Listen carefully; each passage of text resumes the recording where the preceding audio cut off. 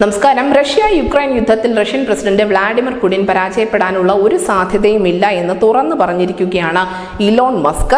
Ukraine വേണ്ടിയുള്ള യുഎസിന്റെ ആയുധ വിതരണം അവസാനിപ്പിക്കണമെന്ന ഒരു പ്രധാന പരാമർശം കൂടി അദ്ദേഹം നടത്തിയിട്ടുണ്ട്.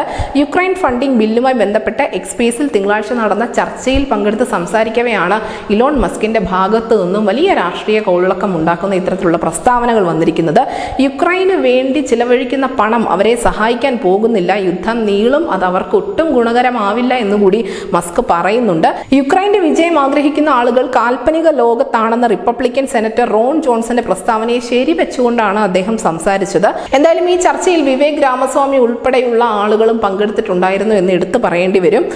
മറ്റൊരു പ്രധാനപ്പെട്ട കാര്യമാണ് ഈ ചർച്ചയിൽ ഏറ്റവും അധികം ന്യൂസ് ഹെഡ്ലൈനായി വന്നുകൊണ്ടിരിക്കുന്നത്. മറ്റൊന്നുമല്ല, യുദ്ധം അവസാനിപ്പിക്കാൻ പുടിന് മേൽ വലിയ സമ്മർദ്ദമുണ്ട് എന്നും യുക്രൈനിൽ നിന്നും പിന്മാറുകയാണെങ്കിൽ ഒരുപക്ഷെ പുടിൻ കൊല്ലപ്പെട്ടേക്കാം അല്ലെങ്കിൽ വധിക്കപ്പെട്ടേക്കാം എന്നുള്ള മസ്കിന്റെ അഭിപ്രായ പ്രകടനം തന്നെയാണ് അന്താരാഷ്ട്ര മാധ്യമങ്ങൾ തലക്കെട്ടാക്കിയിരിക്കുന്നത്.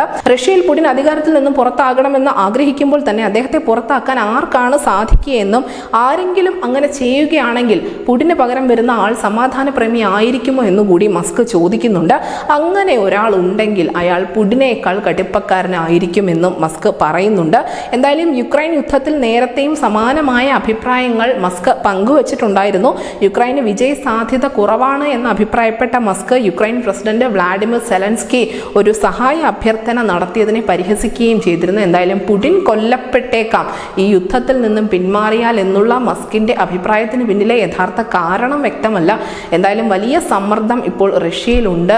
പ്രത്യേകിച്ചും പുടിനെ അധികാരത്തിൽ നിന്നും പുറത്താക്കാൻ ആഗ്രഹിക്കുന്ന ആളുകൾ ഇത്തരത്തിലുള്ള ഹേറ്റ് ക്യാമ്പയിനുകളിൽ വ്യാപൃതരുമാണ്. അതുമൊക്കെയായി ബന്ധപ്പെടുത്തി ആയിരിക്കണം ഒരുപക്ഷെ ഇലോൺ മസ്ക് ഇങ്ങനെ ഒരു പരാമർശം നടത്തിയിരിക്കുന്നത്. എന്തായാലും ഇത് അന്താരാഷ്ട്ര മാധ്യമങ്ങൾ വലിയ രീതിയിൽ ചർച്ചയാക്കുന്നുണ്ട്. News desk news India Malayalam.